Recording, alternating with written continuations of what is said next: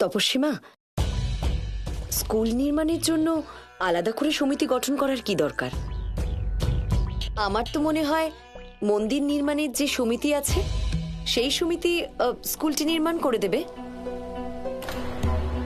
ওই সমিতিটি মন্দির গঠন করার জন্য, কিন্তু এই সমিতি জ্ঞানের মন্দির গঠন করার জন্য।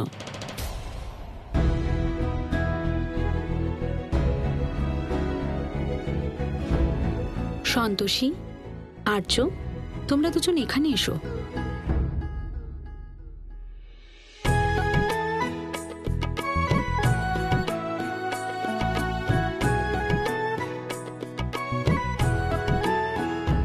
যদিও এই তপস্বিনী সন্তোষীকে সম্পূর্ণ স্কুল নির্মাণের দায়িত্ব দিয়ে দেয়, তাহলেও আমার মাথার উপর চড়ে বসবে। তপস্বীমা, আমি সন্তোষীর নেতৃত্বের বিরোধিতা করছি না, শুধু এটাই বলতে চাইছি যে নিজে অশিক্ষিত, সে শিক্ষার বিকাশ কি করে করবে?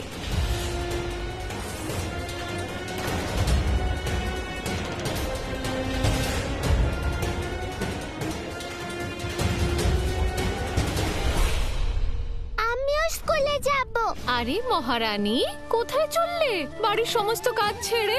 ওই কাকিমা, আমার স্কুল। স্কুল?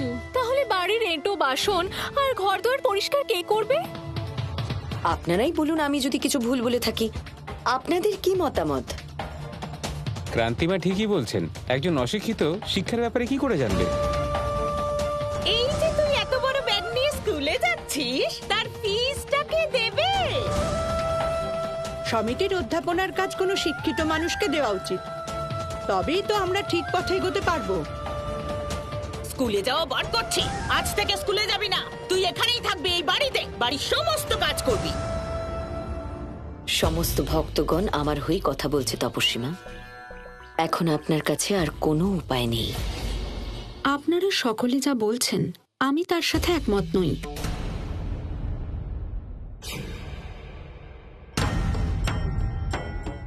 কেবল পুঁথিগত শিক্ষাই যথেষ্ট নয়, জীবন থেকেও শিক্ষা লাভ করা যায়। বিবেক, উচ্চ মনোভাব, সৎ বিচার, এই সব গুণ থাকাও অত্যন্ত গুরুত্বপূর্ণ। এই সব গুণ না থাকলে শিক্ষিত হয়েও কোনো লাভ হয় না। ভক্তগণ, কাউকে তার জীবনে জ্ঞান থেকে বঞ্চিত করা হলে সে তার মূল্যটি সবচেয়ে বেশি বুঝতে পারে। আমি সন্তোষীর মধ্যে এই সমস্ত গুণ দেখতে পেয়েছি, তাই আমি ওকে নির্বাচন করেছি। আর তারপর ওর স্বামীও ওর সাথে আছে। সন্তোষীর স্বামী খুব ভালোভাবে সঞ্চালনা করতে পারে। সন্তোষী, এটা চিন্তা করার সময় নয়, দায়িত্ব নেওয়ার সময়। মাগো, এটা সমিতির দ্বারা নিযুক্ত অধ্যক্ষের জন্য।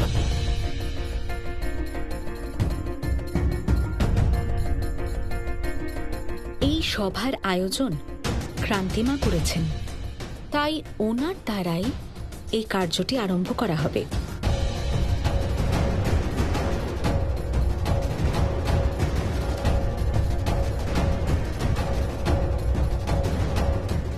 একমাত্র তোমার জন্য আমার সমস্ত প্ল্যান নষ্ট হয়ে গেছে সন্তোষী।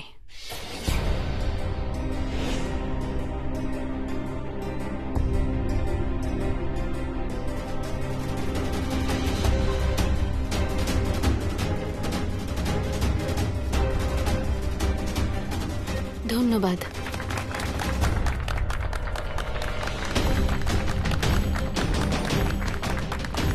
তপস্বিনী মায়ের জয়, তপস্বিনী মায়ের জয়, তপস্বিনী মায়ের জয়, তপস্বিনী মায়ের জয়, তপস্বিনী মায়ের জয়, তপস্বিনী মায়ের জয়, তপস্বিনী মায়ের জয়। এখন কেন ফোন করছেন? জয়, তপস্বিনী মায়ের জয়, তপস্বিনী মায়ের হ্যালো? জয়। হ্যালো সন্তোষী, তাড়াতাড়ি বাড়ি চলে এসো, রুদ্রা জোরে পড়ে গেছে।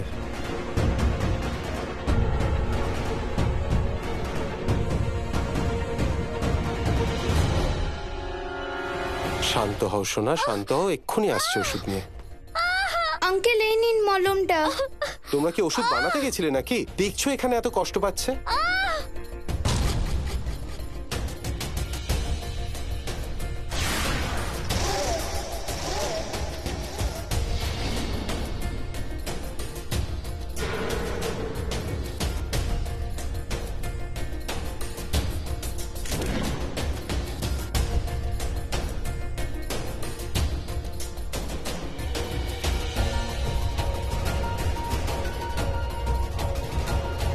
লাগলো কি করে সোনা?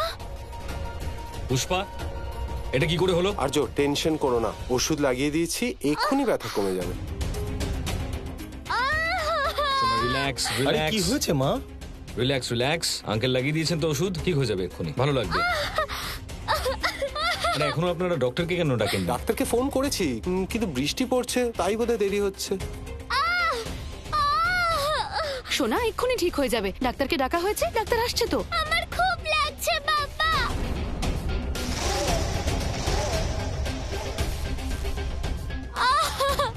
এই হঠাৎ করে ওষুধ লাগানোর পর ব্যথা বেড়ে গেল কেন? কি লাগিয়েছো তোমরা দেখি?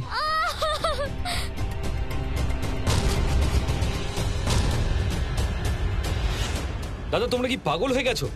তোমরা যে ওষুধটা লাগিয়েছো সেটা এক্সপায়ার করে গেছে।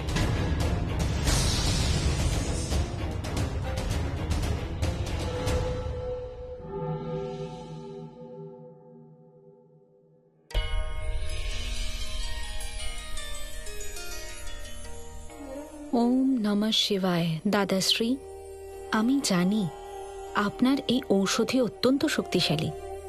দয়া করে রুদ্রাক্ষীকে রক্ষা করুন। আরে তোমার মাথা কি খারাপ হয়ে গেছে নাকি? না দেখে কি ওষুধ দিয়ে দেয়?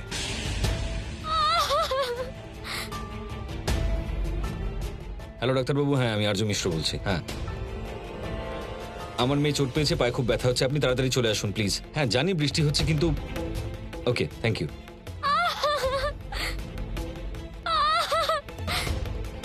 আর্য, এটা লাগাও।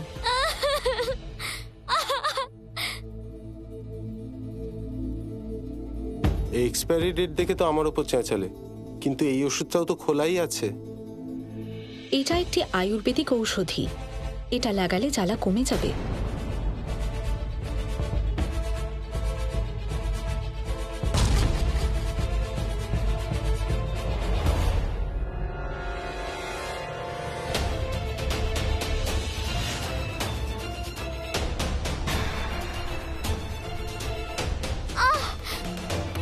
কেমন লাগছে এখন? ঠিক আছে?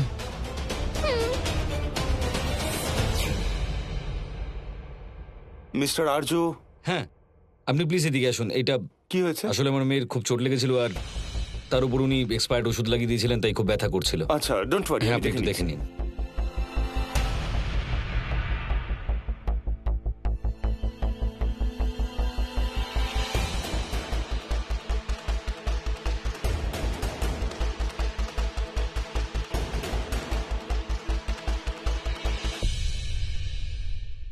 এটা তো দেখছি ফেমাসেটিন সালফেট। এটা এখানে কে নিয়ে এলো?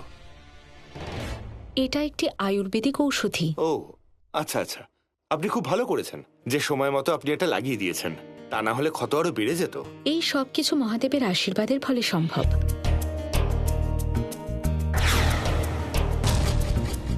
মিস্টার আর্য, ভয় পাওয়ার কিছু নেই, আপনার সন্তান একদম ঠিক আছে। আমি এখনই ব্যান্ডেজ বেঁধে দিচ্ছি।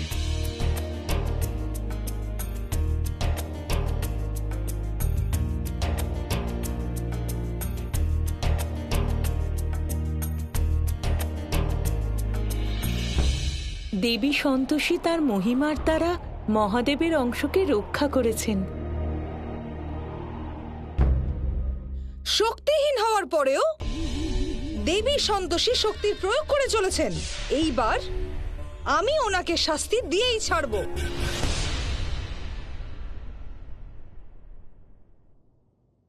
আমাদের মেয়ের ওপর সন্তোষী মায়ের আশীর্বাদ আছে। দেখুন তো কত তাড়াতাড়ি ব্যথাটা কমে গেল। তুমি ঠিকই বলেছ সন্তোষী। সন্তোষী মা এই তপস্বী মায়ের দ্বারাই আমাদের সাহায্য করছেন।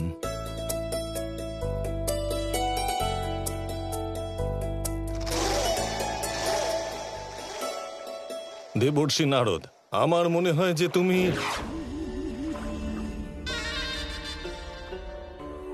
ব্রহ্মদেব, আমি আপনার সাথে একটি আলোচনা করতে চাই। নারায়ণ নারায়ণ। পিতামহ, দেবী পৌলমীকে দেখে আমার তো অত্যন্ত ব্যাকুল বলে মনে হচ্ছে। ওনাকে চিন্তিত দেখাচ্ছে। উনি তো আপনার সাথে বিশেষ আলোচনাও করতে চান। তাই আমার অনুরোধ আপনার কাছে যে আমার কথা শোনার পূর্বে আপনি দেবী পৌলমীর কথা শুনুন।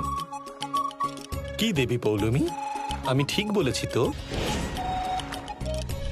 ব্রহ্মদেব, দেবী সন্তোষী শক্তিহীন হয়ে মর্তলোকে গেছিলেন, কিন্তু ওখানে গিয়ে উনি শক্তির প্রয়োগ করে চলেছেন। নারায়ণ নারায়ণ। পিতামহ, আপনি অনুমতি দিলে দেবী পৌলমীর এই প্রশ্নের উত্তর আমি নিজে দিতে চাই।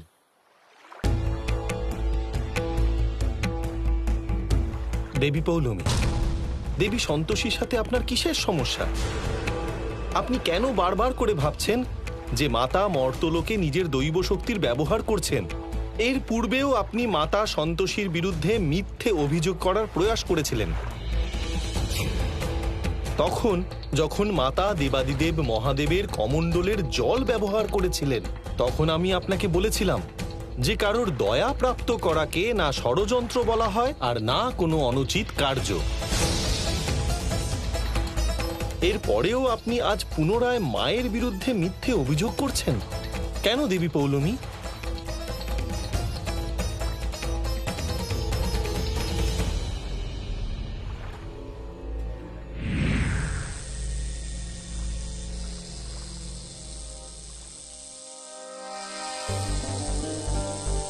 আপনি খুব ভালো করেছেন যে সময় মতো আপনি এটা লাগিয়ে দিয়েছেন, তা না হলে ক্ষত আরো বেড়ে যেত। এই সব কিছু মহাদেবের আশীর্বাদের ফলে সম্ভব।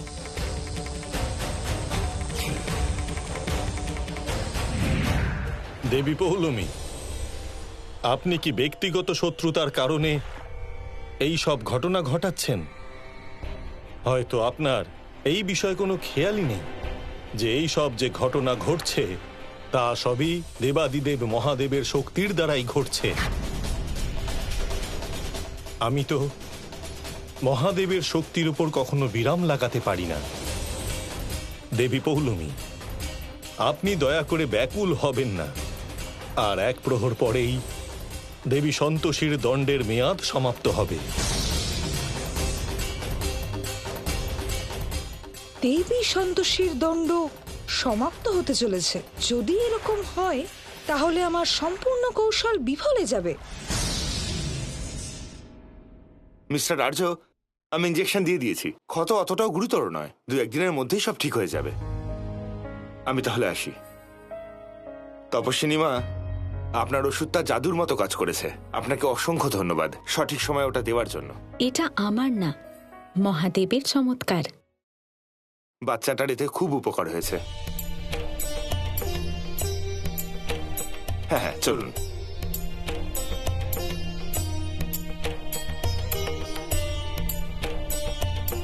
মা, এসব কিছু আপনার জন্য হয়েছে। আপনি আমাদের সবার জন্য ভীষণ ভীষণ লাকি।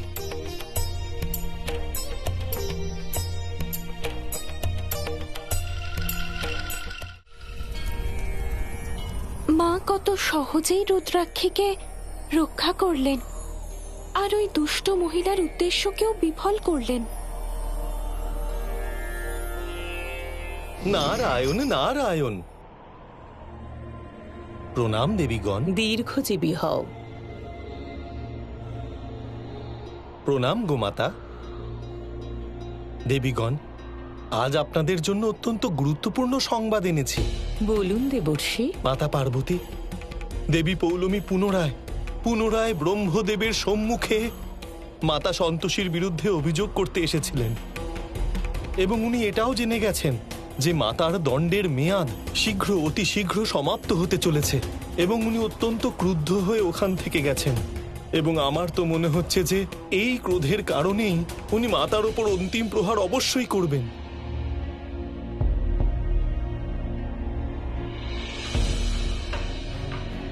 আমি যে উদ্দেশ্যে দেবী সন্তোষীকে মর্তলোকে পাঠিয়েছিলাম সেই উদ্দেশ্য পূর্ণ হয়েছে।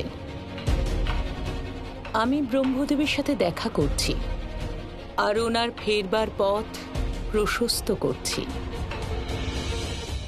মা, আমারও মাকে ছাড়া এখানে ভালো লাগে না। দয়া করে আপনি ওনাকে শীঘ্র এখানে নিয়ে আসুন।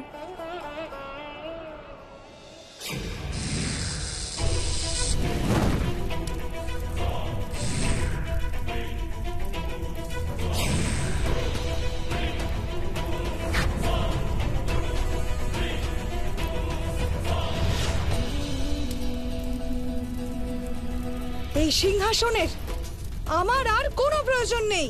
ঘৃণা করি আমি আমার প্রত্যেকটি বস্তুকে।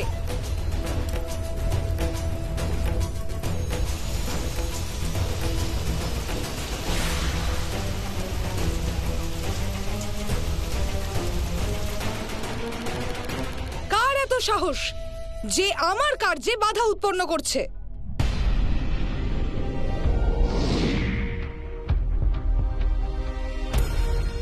আমি পুত্রী, কিন্তু তোমার এত ক্রোধের কারণ কি? অসুররাজ, দেবী সন্তোষী শক্তিহীন হয়েও সব থেকে কষ্টদায়ক স্থানে গেছিলেন, কিন্তু তারপরেও আমি ওনাকে কোনোভাবে কষ্ট দিতে পারছি না। উনি অন্যদের শক্তি ও ক্ষমতা প্রয়োগ করে প্রত্যেকবার আমাকে পরাজিত করেছেন। যদি উনি অন্যদের সাহায্য নিয়ে তোমার কৌশলকে বিফল করে থাকেন, তাহলে তুমিও তাই করো।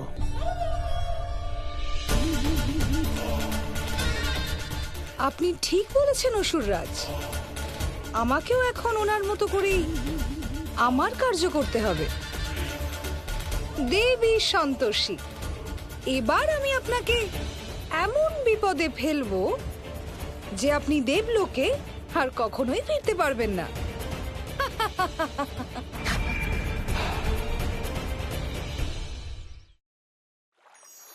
প্রণাম ব্রহ্মদেব। জেনে প্রসন্ন হবেন যে দেবী সন্তোষীর দণ্ডের কাল এবার শেষ হচ্ছে। মর্তলোকে অর্জিত অনুভব দেবলোকে কাজে আসবে এবং আমরা সমস্ত প্রাণীদের আরো ভালো করে চিনতে পারবো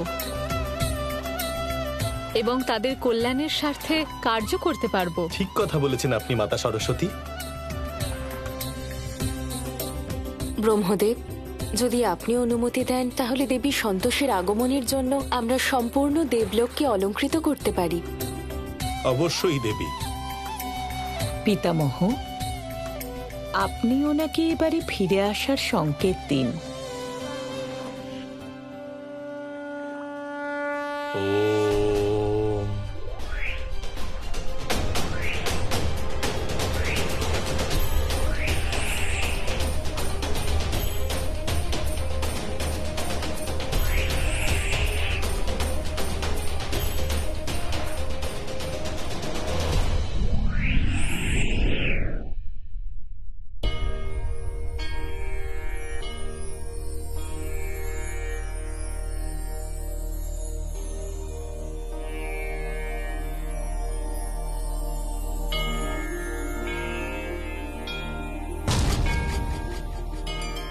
পুত্রী, এখনো ব্যথা হচ্ছে?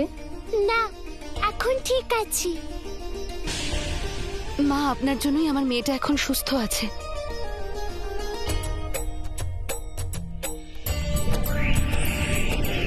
সন্তোষী মা সর্বদা ওনার ভক্তদের রক্ষা করেন। আপনাকে অনেক ধন্যবাদ সন্তোষী মা, অনেক ধন্যবাদ।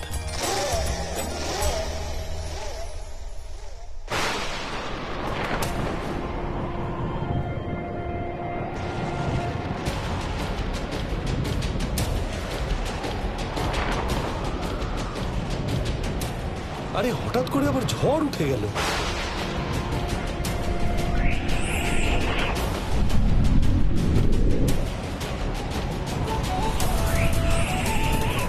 দেবী, মর্তলোক থেকে বিদায় নেওয়ার সময় এসে গেছে।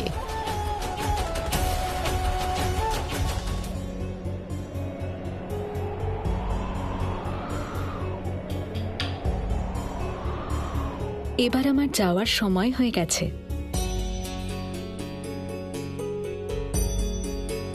কেন মা? আমরা কি কোনো ভুল করে ফেলেছি মা? না সন্তোষী, আমার তো এখানে খুব ভালো লাগছিল। এত তাড়াতাড়ি আমাদের তো মনই ভরেনি। আরো কিছুদিন যদি থেকে যেতেন তো খুব ভালো হতো। হ্যাঁ, অবশ্যই থাকতাম, কিন্তু প্রতিটা জিনিসের সময় নির্ধারিত করা থাকে, তাই আমাকে যেতে হবে। আমার আশীর্বাদ চিরকাল আপনাদের সাথে থাকবে।